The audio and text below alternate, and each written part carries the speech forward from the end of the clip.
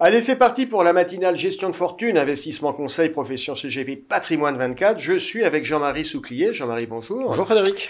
Jean-Marie, vous êtes directeur général de Sogénial Immobilier et on va parler beaucoup d'immobilier ce matin à travers les SCPI, bien sûr.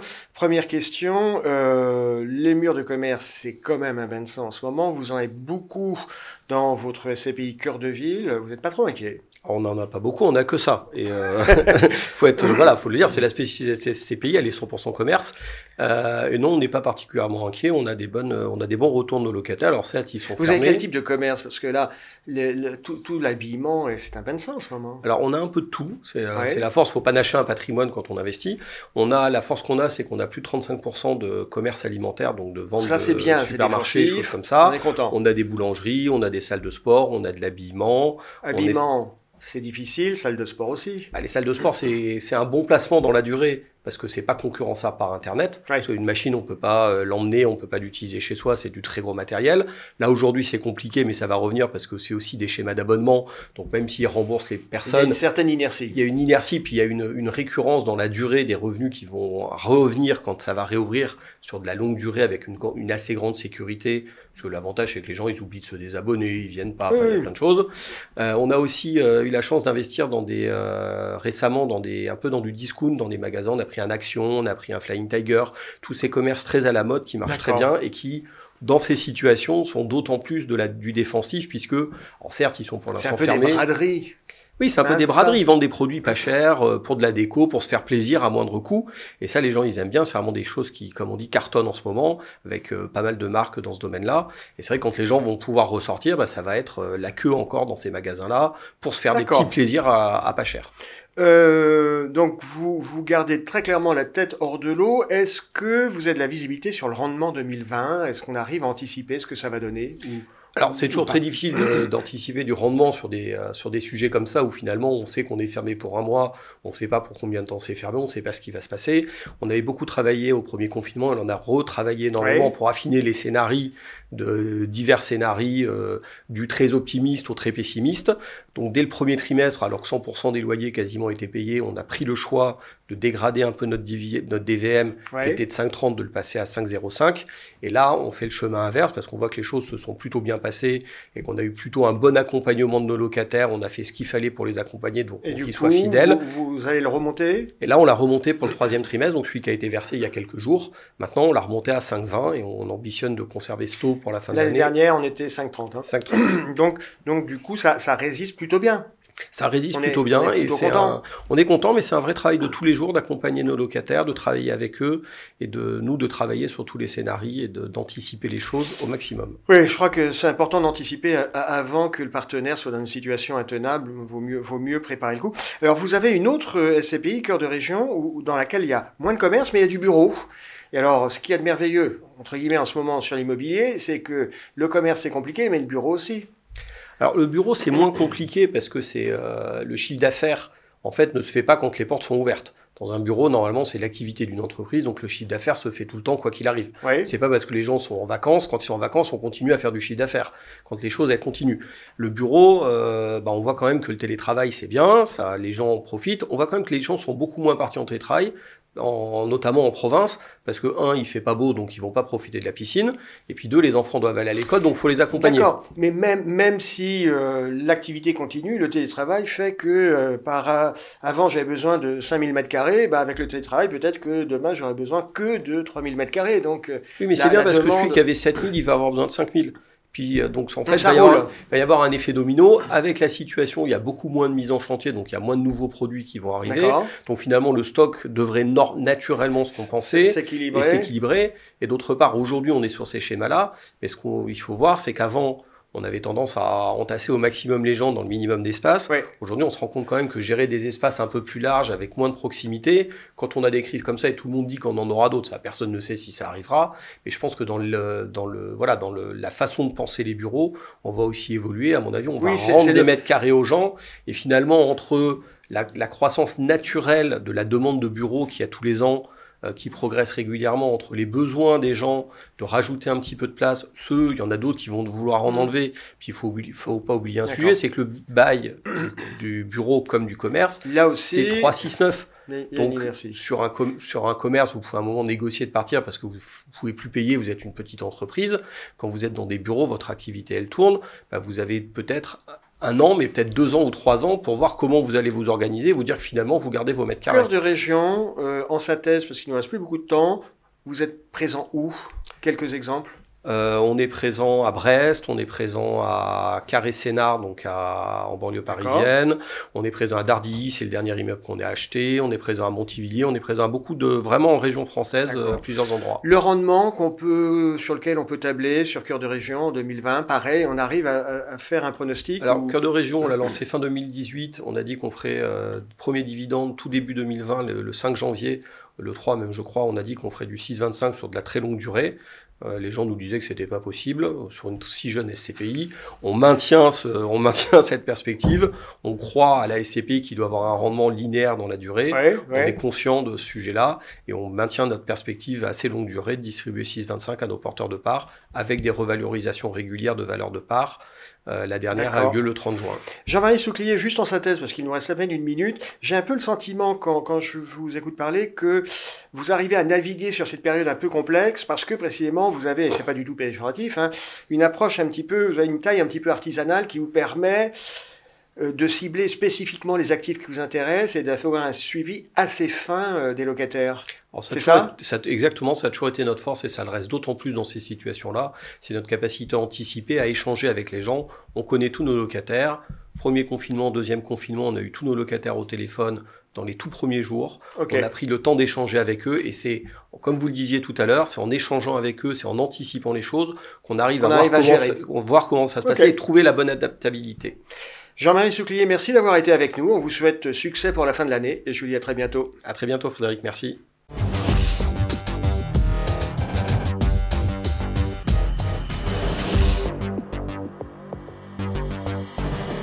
Allez, on continue notre matinale gestion de fortune, investissement, conseil, profession CGP, patrimoine 24.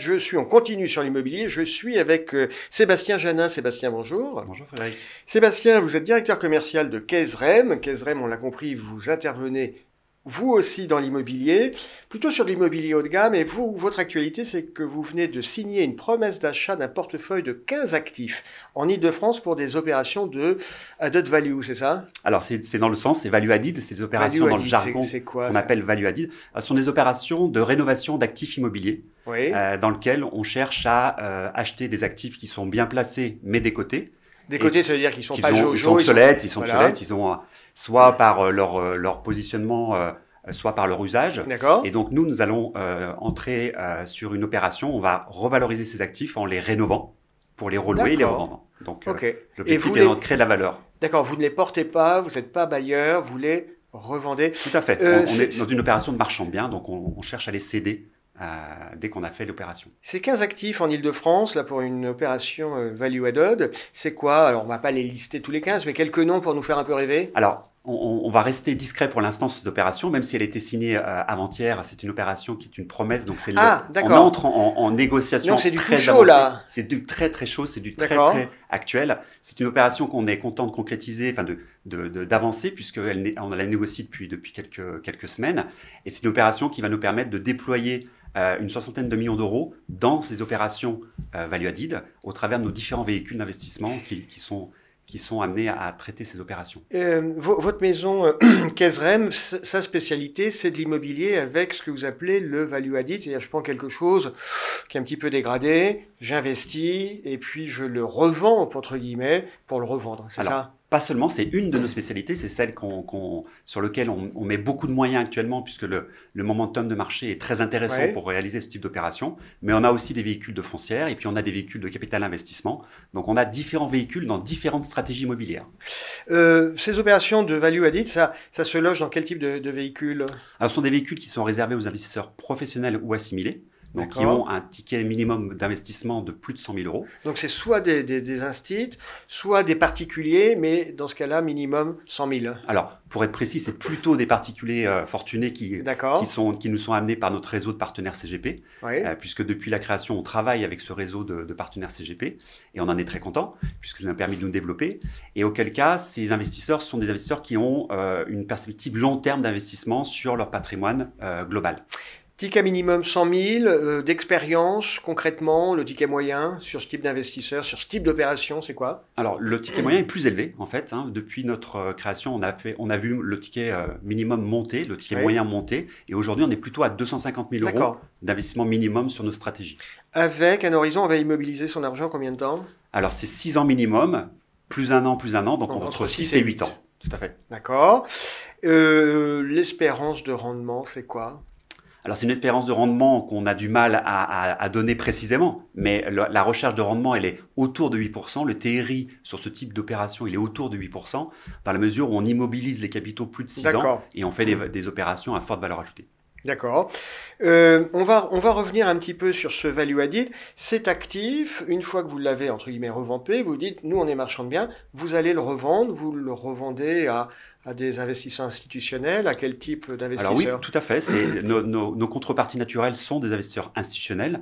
Dans les différentes opérations qu'on a pu mener jusqu'à présent, on a eu soit des investisseurs institutionnels français, soit étrangers même, qui sont venus acheter ces actifs rénovés et bien loués. On parlait tout à l'heure d'immobilier, on voit que sur l'immobilier c'est un peu compliqué, l'immobilier de bureau, le résidentiel, le commerce. Vous, sur ce type d'offre un petit peu haut de gamme, en ce moment la période est comment? C'est compliqué ou au contraire c'est business as usual? Alors, la période est très intéressante, elle est riche de sourcing. On est entre nous. Hein, oui, mais alors je vous le dis très sincèrement et très honnêtement, le momentum de marché est parfait pour des opérations de ce type, qui de toute façon étaient déjà des opérations qui étaient recherchées par un ensemble d'opérateurs comme Keys, comme Keysreim. La crise sanitaire et la période qu'on vit accélèrent en fait le besoin du marché de rénover les actifs immobiliers présents sur le territoire. Et on est dans une démarche éco-responsable en étant dans une dynamique où on va rénover de l'existant pour en tirer une meilleure usage. Sébastien Janin, une dernière question. Vous opérez vos gisements d'actifs. Là, vous dites, bon, votre actu, vous venez de signer une promesse d'achat sur 15 actifs en Ile-de-France. Votre terrain de jeu, c'est d'abord l'Ile-de-France, c'est tout le territoire, géographiquement, c'est quoi? Alors, historiquement, nous sommes plutôt tournés vers les régions. Donc, dès le départ, Keysreim s'est tourné vers les régions en étant très développé sur Lyon, Bordeaux, Lille ou encore Nantes. Et puis, les opérations value added qui nécessitent une vraie proximité avec l'opération en tant que telle, donc d'être présent sur le chantier, suivi de chantier. Voilà, pour le suivre, nous donne plus de possibilités de faire des opérations en Ile-de-France. Et puis, la matière est plus importante en Ile-de-France. Il y a un gisement plus large. Plus large, tout à fait. Sébastien Janin, merci d'avoir été avec nous. On souhaite que cette promesse de rachat se concrétise et puis on se retrouvera d'ici quelques semaines ou quelques mois pour faire le point. Merci Frédéric. À très bientôt. Au revoir.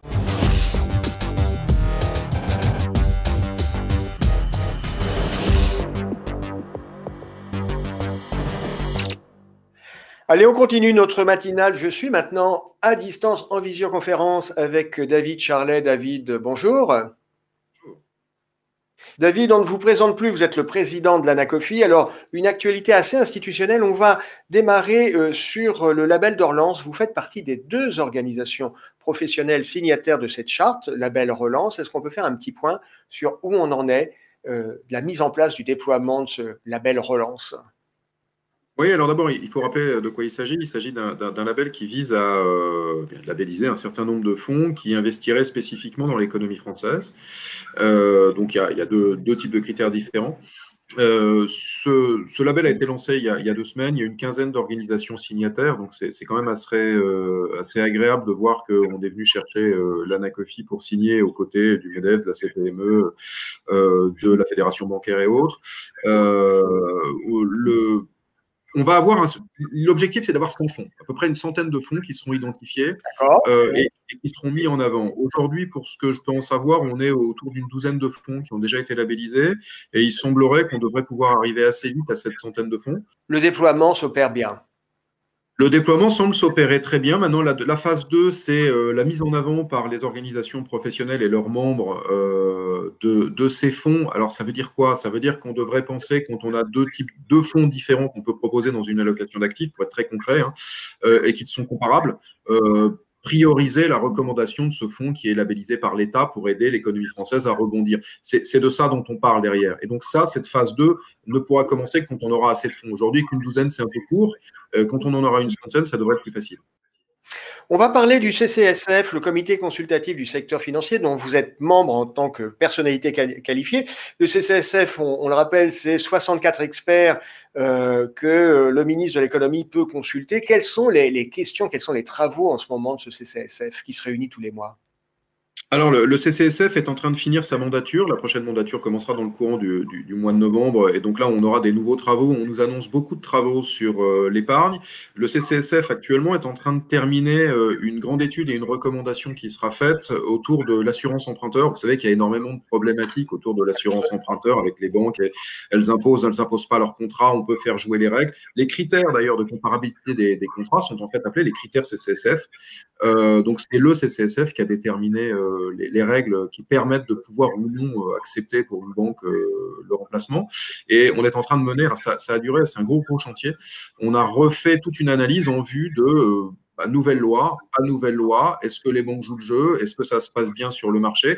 Il faut rappeler qu'il y a 4 collèges au sein du CCSF, comme ça on peut mieux comprendre ce qu'on y fait. On a le collège des intermédiaires, on a le collège des fabricants, donc de toutes formes de solutions, on a le collège des consommateurs, toutes les associations de consommateurs y sont, et on a le collège des personnalités qualifiées. Moi, je suis un peu à la jointure des deux, puisqu'on est même sur la table en plénière, je suis pile à l'angle qui dit que je suis et une personnalité qualifiée et un représentant des intermédiaires. C'est la question que j'allais vous poser. Est-ce que vous êtes membre qualité de personnalité qualifiée, donc David Charlet, ou en tant que président de l'ANACOFI? Les deux, mon général. C'est-à-dire que j'y suis rentré en tant que personnalité qualifiée, mais ils étaient venus chercher autant un peu le président de l'ANACOFI, mais effectivement, j'étais rentré exclusivement en tant que personnalité qualifiée. J'ai fait deux mandatures, et la troisième mandature, le ministère nous a proposé d'institutionnaliser l'ANACOFI, et donc j'y siège maintenant plus en tant que personnalité qualifiée, mais en tant que représentant de l'ANACOFI, qui serait donc un siège institutionnel, ce qui n'était pas le cas avant. Alors, proposition, l'arrêté n'étant pas paru, on va attendre l'arrêté pour avoir une certitude de ça. Sinon, je pense que j'y resterai en tant que personnalité qualifiée. C'est très clair.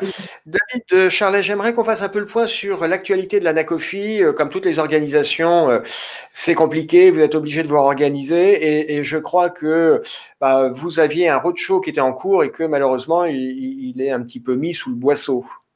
Bien sûr, hein, l'ANACOFI anime tous les territoires de l'ANACOFI parce qu'on appelle chez nous le Tour de France, et c'est un système très, très structuré où on passe partout avec de la formation, de l'événement extérieur et puis de l'événement concret pour nos propres membres. Vous imaginez bien qu'on est obligé de quasiment tout démonter. On essaye de garder 3 dates sur la fin de l'année, mais on ne se fait pas d'illusions, il est très probable qu'on les annulera. Vous gérez ça comment ? En fait, l'avantage qu'a eu l'ANACOFI, c'est qu'on était déjà très digitalisé. Donc, ce qui était un bonus, un plus dans notre système, est en train de devenir le système de remplacement. Ça veut dire quoi? Ça veut dire que là où on faisait des réunions dans toutes les régions, on a commencé à déployer une 12aine de webinaires régionaux, plus 2 webinaires nationaux sur des conférences. Et puis, sur les 2 dernières conférences nationales qui n'étaient pas du tout pensées comme étant en digital, on va tout simplement les digitaliser. On a les outils, on a une salle digitale à l'ANACOFI depuis quelques mois avant le Covid, donc ça tombe plutôt pas mal. Donc on a les outils on a les abonnements qui vont bien depuis avant. On a juste appris à s'en servir un peu mieux. Et puis pour la formation, l'ANACOFI avait la particularité avait été la première des associations de nos métiers à avoir une plateforme full digitale pour ceux qui en avaient besoin. Donc ce qui était un outil déjà utilisé par 55% de nos membres est en train de devenir un outil utilisé par 90% de nos membres. Et puis voilà, et la plateforme peut encaisser les volumes. Donc, vous aviez un backup. Une dernière actualité, c'est au niveau de l'ANACOFI, le lancement du premier numéro de votre magazine. Oui, on avait une demande de nos adhérents. Certains de nos adhérents, et surtout parmi les anciens, mais pas que, nous avaient fait remarquer qu'au départ, l'ANACOFI était un think tank qui avait une sorte de magazine, papier et digital, et que le papier avait disparu et que le côté un peu journalistique avait disparu. On était devenu très instit dans notre manière de parler. On était devenu un peu moins avec les émissions dont on était devenu producteur, mais c'est tout. Et ils voulaient revoir un support. Alors, on a recréé un support avec toujours cette logique qu'à l'ANACOFI, c'est-à-dire qu'il vous sera ouvert à vous, les journalistes et les universitaires, et enfin tout l'écosystème pour venir y parler. On ne se prend pas pour un de gestion de fortune, d'investissement conseil ou autre, mais on va redonner une manière de parler qui soit un peu plus dans le débat, un peu plus journalistique. On y a intégré des articles, par exemple, Concrètement, au sommaire du premier numéro de ce magazine, on va trouver quoi? On va parler de nous, de nos métiers, des métiers que l'ANACOFIR présente, des régions, mais on va laisser la parole à des représentants des régions pour dire, voilà, sur mon territoire, il se passe ça, on parle de ça, voilà ce qu'on fait avec les adhérents, et voilà notre analyse à chacun d'entre nous en cours des grands sujets d'actualité. On va parler des CGP. Il y a eu plusieurs études faites sur les CGP. Eh ben, on va laisser les gens qui ont fait ces études s'exprimer, expliquer ce qu'il en ressort, et on veut recréer du débat d'idées. C'est pour ça que je vous disais, par exemple, on veut amener divers journalistes qui ne sont pas d'accord, mais sur un même sujet qui nous concerne, à mener une sorte de battle, comme on la faisait au 19e siècle dans la presse française de cette époque-là, et on veut l'assumer dans notre média. On a aussi laissé la place aux régulateurs, donc vous avez un article qui est rédigé par le président de l'autorité des marchés financiers, par exemple, et voilà, on n'a pas encore déployé toutes les rubriques qu'on voulait. Pour être tout à fait honnête, dans le numéro 2, on espère pouvoir réinstaller une rubrique qu'on aimait beaucoup au temps où nous, on était un think tank et dans cet ancêtre de ce magazine, qui était la revue de presse décalée. On y reviendra, c'est parce qu'on n'a pas trouvé la personne pour les rédiger, mais voilà, sa version est bien, la version 2 sera encore mieux. Et comme elle est en format papier, on a un problème de distribution, puisqu'on devait le distribuer sur tous les événements de la fin de l'année. On vient de le dire, il s'annule. Donc, on va trouver un autre moyen de distribution rapide, mais il existe aussi en PDF. David Charlet, merci d'avoir été avec nous. Succès, on vous souhaite un grand succès pour cette initiative, ce nouveau magazine, et on vous dit à très bientôt. À bientôt.